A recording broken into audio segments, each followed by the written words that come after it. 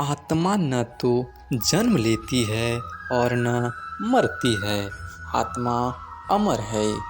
व्यक्ति जो चाहे बन सकता है यदि विश्वास के साथ इच्छित वस्तु पर लगातार चिंतित करे।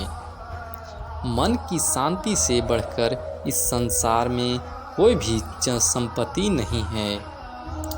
अपने आप को ईश्वर के प्रति समर्पित कर दो, यही सबसे बड़ा सहारा है।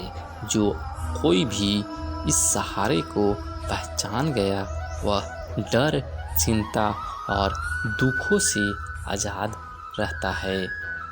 ज़्यादा खुशी होने पर और ज़्यादा दुखी होने पर निर्णय नहीं लेना चाहिए, क्योंकि यह दोनों परिस्थितियाँ आपको सही निर्णय नहीं लेने देती है।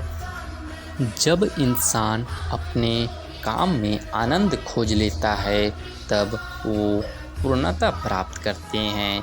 निंदा से घबराकर अपने लक्ष्य को कभी न छोड़ें, क्योंकि लक्ष्य मिलते ही निंदा करने वाले की राय बदल जाती है। हमेशा संदेह करने से खुद का ही नुकसान होता है।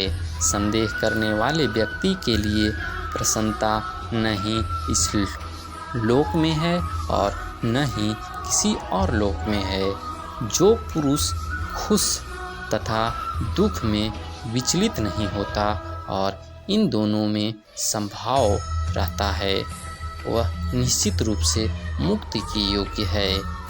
जिंदगी में हम कितनी सही हैं और कितनी गलत हैं यह केवल दो लोग जानते हैं, एक परमात्मा और दूसरी हमारी आत्मा। जीवन में बिना किसी कर्म को किए किसी फल की आशा करना इंसान की सबसे बड़ी भूल होती है। मनुष्य अपने जीवन में जो भी कर्म रूपी बीज बोता है भविष्य में उसी का फल उसे प्राप्त होता है। मैं श्रेष्ठ हूँ यह मेरा आत्मविश्वास है, लेकिन सिर्फ मैं ही श्रेष्ठ हूँ यह मेरा अहंकार है। मेरा तेरा छोटा बड़ा अपना पराया मन से मिटा दो, फिर सब तुम्हारे हैं और तुम सबके हो। जिस प्रकार सूर्य उगते ही अंधकार मिट जाता है, ठीक उसी प्रकार सही ज्ञान की प्राप्ति से अज्ञान का अंत हो जाता है।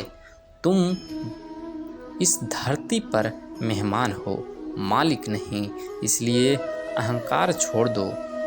अकेला रहना तुम्हें यह भी सिखाता है कि वास्तव में तुम्हारे पास स्वयं के अलावा और कुछ भी नहीं है।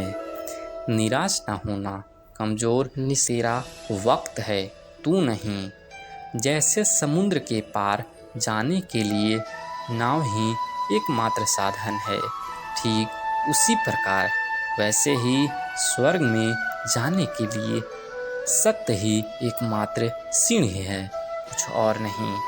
मनुष्य जिस रूप में ईश्वर को याद करता है, ईश्वर भी उसे उसी रूप में दर्शन देते हैं। खुद को जीवन के योग्य बनाना ही सफलता और सुख का एकमात्र मार्ग होता है। जिस प्रकार मनुष्य पुराने कपड़ा को त्याग कर नए कपड़े धारण करता है, ठीक उसी प्रकार आत्मा पुराने तथा व्यर्थ के शरीर को त्याग कर एक नए भौतिक शरीर धारण करता है।